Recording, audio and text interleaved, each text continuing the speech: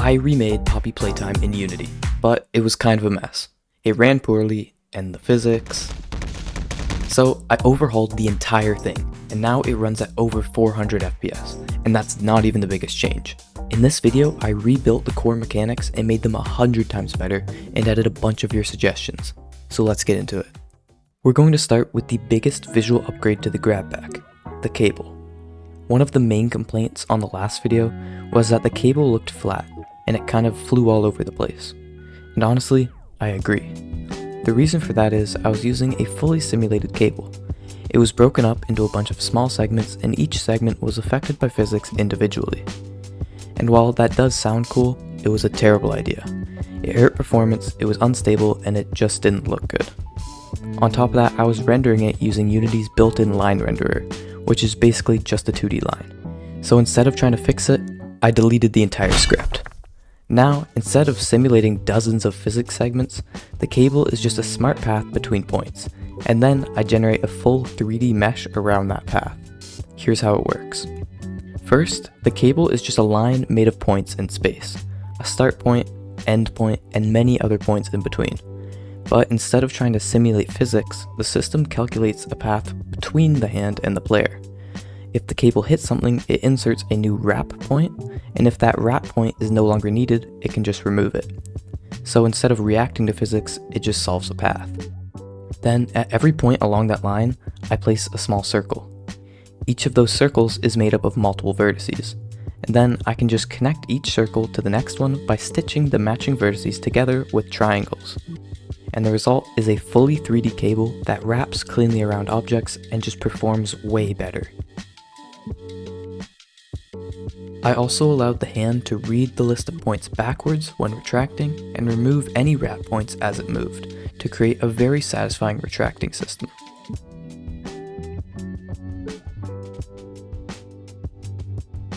But even with the new cable physics, something still felt off.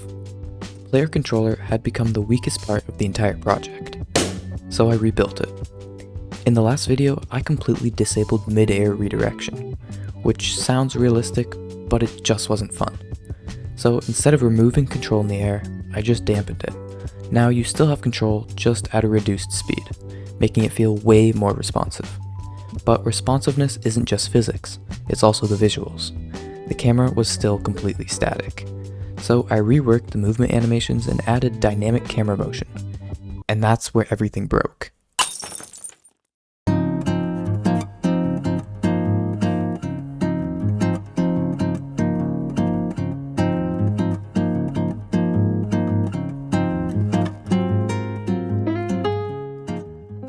The problem was, the camera was inside of the animator, which meant the animation system controlled it every single frame. So whenever I tried to move the camera or the grab pack separately, the animator would overwrite it. So I moved the camera outside of the animator, which fixed the problem. But now nothing lined up right. So then I wrote a script to copy animation movement and apply it to the camera every frame. Problem solved. Or so I thought. Because now, when I added a sway effect to the grab pack, the camera would copy it and the entire world looked like it was moving. But the fix for this turned out to be pretty simple.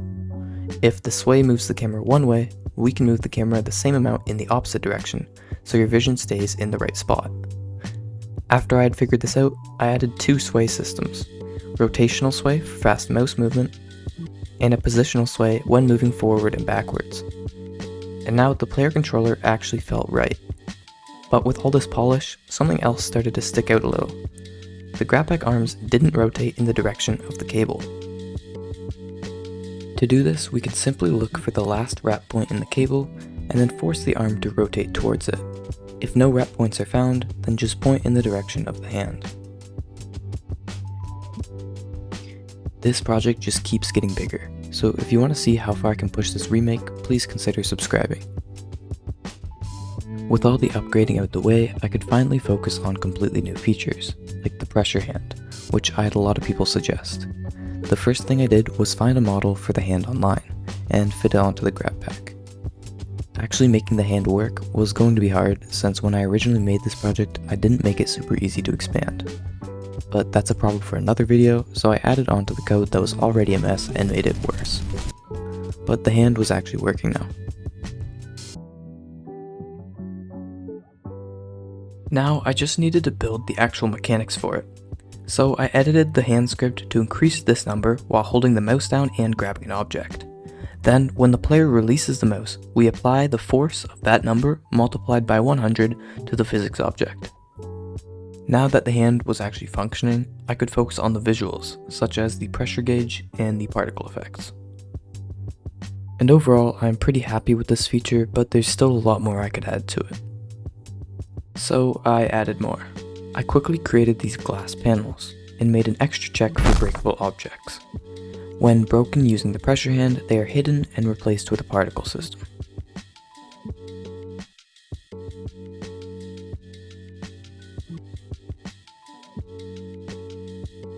And finally, I also added my own destructible object, a jammed door that can be broke open using the pressure hand.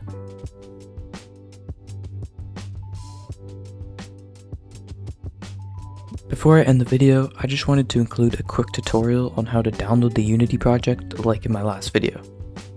First, go to the link in the description to access the Google Drive, and there are actually two options this time. You can download the build folder, which is just a playable version that you can open without Unity, and the project folder for those who want to use and edit this project. If you're just going to be playing around with it, download the build folder, and once complete, you can right click, extract all, and delete the original folder. Then inside the unzipped one, just run the exe.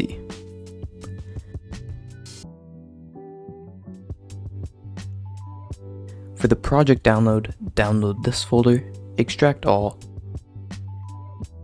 delete the original, then open the Unity Hub, click open, and select the new unzipped folder.